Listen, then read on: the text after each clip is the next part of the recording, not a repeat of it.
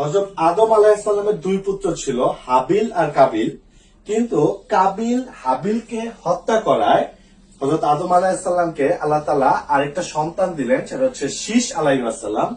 এবং এই শীস আলাইহিস সালামের ধারাবাহিকতায় আমরা একজন নবী রাসূল পেলাম, তিনি অত্যন্ত আলোচিত নূহ আলাইহিস সালাম।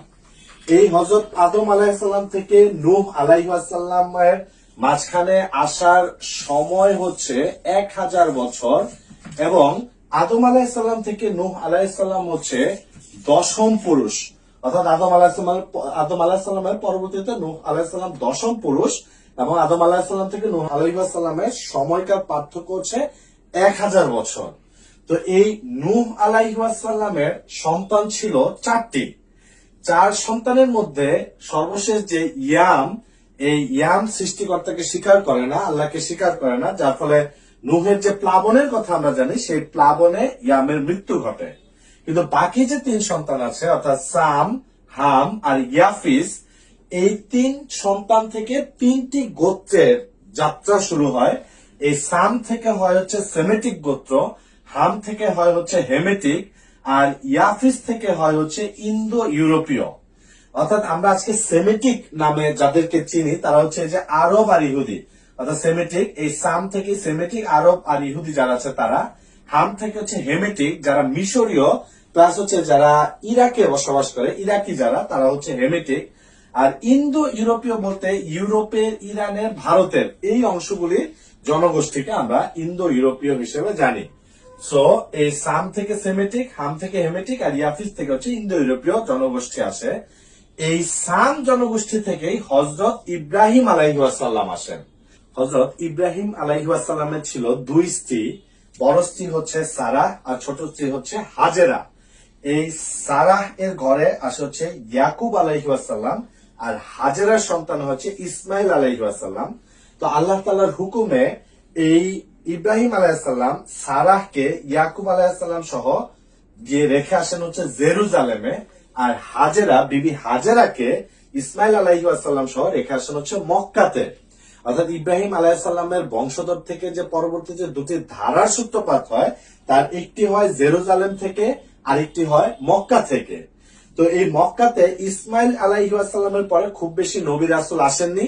একেবারে শেষ সময়ে আমরা পাই হযরত মুহাম্মদ সাল্লাল্লাহু আলাইহি ওয়াসাল্লামকে। আর এইদিকে যে জেরুজালেমে যে রেখে আসলো সারা আর ইয়াকুব আলাইহিস সালাম, এই ইয়াকুব আলাইহিস সালামের ছিল 12 ছেলে। এই 12 ছেলের মধ্যে উল্লেখযোগ্য 2 জন ছেলে, একজন হচ্ছে ইয়াহুদা, আরেকজন হচ্ছে ইউসুফ আলাইহিস সালাম। তো এই ইয়াহুদা ছিল বড়, এবং ইয়াহুদার পরবর্তী প্রজন্ম এতটাই বিস্তার লাভ করেছিল যে এই ইয়াহুদা থেকেই পরবর্তীতে ইহুদি জাতটা আসে। অর্থাৎ ইহুদি নামটা আসে হচ্ছে ইয়াহুদা থেকে, আর তার পরবর্তীতে বংশধররাই কিন্তু ইহুদি নামে পরিচিত লাভ করে। আরেকটা বিষয় জানিয়ে রাখি যে ইয়াকুব আলাইহিস সালামের কিন্তু আরেকটা নাম ছিল, সেটা হচ্ছে ইসরায়েল। ইয়াকুব আলাইহিস সালামের আরেকটা নাম হচ্ছে ইসরায়েল। আজকের দিনে যে রাষ্ট্র ইসরায়েল, এটা কিন্তু এই ইয়াকুব আলাইহিস সালামের ইসরায়েল নাম থেকে নেওয়া। এবং উনার যে বংশধর আছে, অর্থাৎ ইয়াকুব আলাইহিস সালামের পরবর্তী যে বংশধর, তারাই কিন্তু ইতিহাসে বনি ইসরায়েল নামে পরিচিত। যে বনি ইসরায়েল নিয়ে পবিত্র কোরআন শরীফে একটি সূরাই আছে। তো এই যে ইয়াহুদা, এই ইয়াহুদা থেকে ইহুদি জাত আসে। এটা কিন্তু ইহুদি জাত, ইহুদি ধর্ম না। ইহুদি ধর্মের ব্যাপারটা আরো পরে আসে। ইহুদি ধর্মের ব্যাপারটা বুঝতে হলে আমাদেরকে ইউসুফ আলাইহিস সালামের ঘটনাটা জানতে হবে। ইউসুফ আলাইহিস সালাম ছোট ভাই ছিল তাদের। সো এই 11 ভাই মিলে এই ইউসুফ আলাইহিস সালামের বিরুদ্ধে একটা ষড়যন্ত্র করে। তারা তাকে কুয়ায় নিক্ষেপ করে হত্যা করতে চায়। কিন্তু ঘটনাক্রমে ইউসুফ আলাইহিস সালাম বেঁচে যান, এবং মিশরের কিছু বণিক তাকে কিনে নিয়ে যায়। ঘটনাচক্রে তিনি মিশরের প্রথমে জেলে থাকেন, তারপর খাদ্যমন্ত্রী হন, এবং একটা পর্যায়ে মিশরের শাসনভার গ্রহণ করেন, অর্থাৎ মিশরের রাজা হন ইউসুফ আলাইহিস সালাম। তো এই ইউসুফ আলাইহিস সালাম পরবর্তীতে তার 12 অর্থাৎ আর যে 11 ভাই আছে, তারা একটা সময় জেরুজালেমে যখন খুব বাজে অবস্থার মধ্যে ছিল, খুব ভালো একটা অবস্থার মধ্যে ছিল না, তাদেরকে নিয়ে আসেন হচ্ছে মিশরে। অর্থাৎ এই ইহুদি যারা ছিল, তারা কিন্তু জেরুজালেম থেকে পরবর্তীতে কোথায় যায়? পরবর্তী যায় হচ্ছে মিশরে। সেই মিশরে তারা বারবার অভিশপ্ত হয়। সেটা কিভাবে হয় এটা জানতে আমাদেরকে আরেকটা স্লাইডের দিকে যেতে হবে। হযরত ইউসুফ আলাইহিসসালাম যখন মিশরে রাজত্ব শুরু করেন, মিশরের রাজা হন, তখন তিনি ওই যে জেরুজালেম, যার আরেক নাম ছিল কেনান, এই জেরুজালেম থেকে তার বাকি ভাইদেরকে এখানে নিয়ে আসেন, কারণ তার ভাইরা সেখানে খুব ভালো একটা অবস্থায় ছিল না, নিয়ে আসেন। তো এখানেও কিন্তু তার মানে ইহুদি জাতিটা কেনান থেকে, জেরুজালেম থেকে চলে আসে হচ্ছে মিশরে। এই মিশরে এসে তারা একটা রাজকীয় জীবন যাপন করে, কিন্তু এরা বারবার ইতিহাসে অভিশপ্ত হয়েছে আল্লাহ তাআলার অবাধ্যতার কারণে। তো এই 12 ভাই রাজকীয় জীবন যাপন করেন, একসময় তারা আল্লাহ অবাধ্য হন। অবাধ্য হওয়ার ফলে সৃষ্টিকর্তা আল্লাহ তাআলা তাদেরকে আবার ফেরাউনের গোলাম করে তোলেন। তাদের অবস্থা আবার খারাপ হয়, তারা ফেরাউনের গোলাম হিসেবে থাকে। ইহুদিরা যখন আল্লাহ তাআলার কাছে ক্ষমা প্রার্থনা করে, তখন আল্লাহ তাআলা হযরত মুসা আলাইহিস সালামকে ইহুদিদের মাঝখানে পাঠান, এবং মুসা আলাইহিস সালাম ফেরাউনকে ধ্বংস করে ইহুদিদেরকে আবারও একটি ভালো অবস্থানে নিয়ে যান।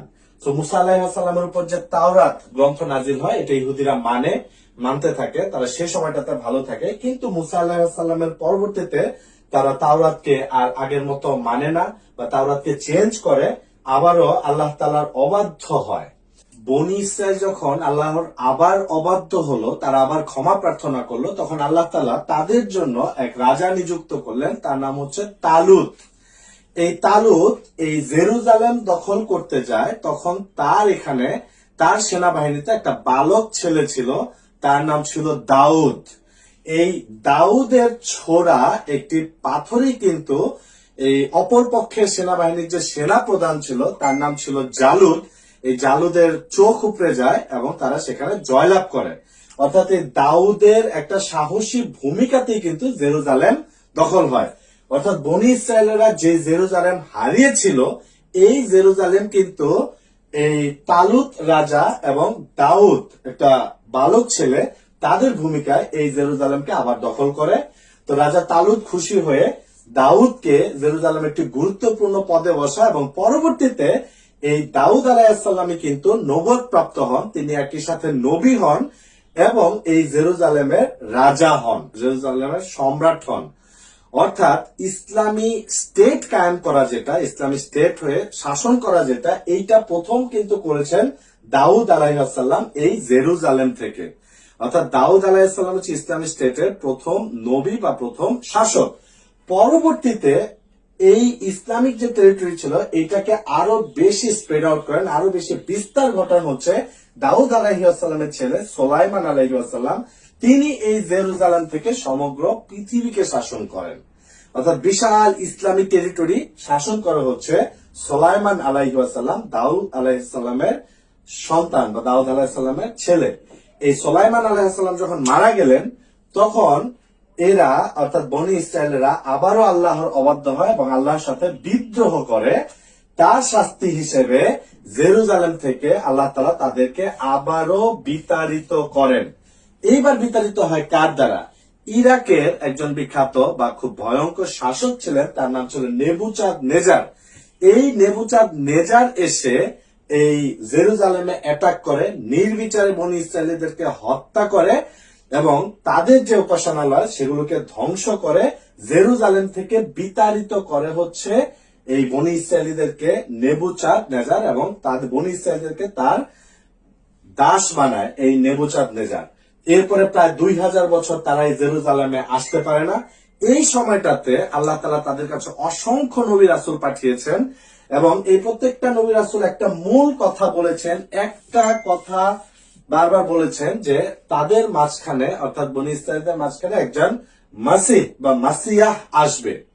সো এই যে যখন বললো মাসিহ বা মাসিহ আসবে, এই মাসিয়া যখন পরবর্তীতে ঈসা আলাইহিস সালাম আসলেন, তখন এই বনি ইসরায়েলেরা বা ইহুদিরা ঈসা আলাইহিস সালামকে মানলো না। তারা বলল যে ঈসা কিভাবে এই মসিহ বা মাসিয়া হয়, কারণ ঈসা তো জারদ সন্তান, তার মা তো ছিল ব্যভিচারিণী, তাহলে ওই একটা জারদ সন্তান কিভাবে মাসিহ বা মাসিয়া হয়। তারা অপবাদ দিল হচ্ছে ঈসা আলাইহিস সালামকে, এবং তারা ক্রুশে বিদ্ধ করে হত্যা করলো। অর্থাৎ ঈসা আলাইহিস সালামকে যে হত্যা করা, এটা কিন্তু ইহুদিরাই করেছে। তো যারা হত্যা করলো, যারা খুশি ছিল সেই হত্যায়, ওই সময় থেকে দুইটা গ্রুপ হয়। যারা হত্যা করলো, যারা খুশি ছিল এই হত্যায়, তারাই হয় ইহুদি, আর যারা ঈসা আলাইহিসসালামকে নবী হিসেবে মেনে নিয়েছিল, এই মাসিহ বা মাসিহা হিসেবে মেনে নিয়েছিল, এই হত্যায় যারা ব্যথিত হয় তারাই হয় নাসারা বা খ্রিস্টান।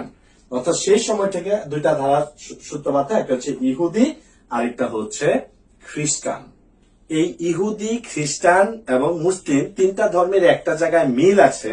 তিনটা ধর্মই বিশ্বাস করে একজন মাসিহ বা মসিহ আসবেন, যিনি আবার জেরুজালেম থেকে সমগ্র পৃথিবীকে শাসন করবেন। এখন খ্রিস্টানরা এই যে মাসিহ আসবেন, এই খ্রিস্টানরা জানে যে ঈসা আলাইহিসসালাম আবার আসবেন, তিনি জেরুজালেম থেকে সমগ্র পৃথিবীকে শাসন করবেন। আমরা মুসলমানেরও জানি, পবিত্র কোরআনে আল্লাহ তাআলা ঘোষণা করেছেন যে, যেটা আমরা দেখেছি যে ঈসা আলাইহিসসালামকে ক্রুশবিদ্ধ হত্যা করা হয়, কিন্তু আল্লাহ তাআলা কোরআনে ঘোষণা দিলেন ওনাকে হত্যা করেন না, ওনাকে তিনি তুলে নিয়ে গেছেন। এই ঈসা আলাইহিসসালাম আবারও আসবে এবং ইমাম মাহদির সাথে একত্রিত হয়ে এই জেরুজালেম থেকে আবার সমগ্র পৃথিবীকে তারা শাসন করবে। খ্রিস্টান এবং মুসলমান তারাও বিশ্বাস করে যে এই জেরুজালেম থেকে আবার পুরো পৃথিবী শাসিত হবে। ইহুদিরাও বিশ্বাস করে যে জেরুজালেম থেকে শাসিত হবে, কিন্তু তারা এখনো একজন, কিন্তু তারা হচ্ছে ঈসা আলাইহিসসালামকে মাসিহ হিসেবে মেনে নেয়নি। তারা এখনো অপেক্ষায় আছে একজন মাসিহ আসবে যে কিনা জেরুজালেম থেকে শাসন করবে। তাহলে ইহুদিদের ইতিহাস, যদি ইহুদি কারা বা ইহুদি জাত বা ইহুদি ধর্মের মূল কথা যদি আমরা দেখতে যাই, তাহলে এই যে এর আগে আমরা যেটা দেখেছিলাম যে ইয়াকুব আলাইহিসসালামের ছেলে ইয়াহুদা থেকে যে বংশধারা সৃষ্টি হয়, সেখান থেকে হচ্ছে ইহুদিরা আসে এবং পরবর্তীতে হযরত মুসা আলাইহিসসালামের উপর যখন তাওরাত গ্রন্থ নাজিল হয়, সেখান থেকে ইহুদি ধর্মের সূত্রপাত হয়, যারাই কিন্তু আবার ইতিহাসে বনি ইসরাইল নামে পরিচিত।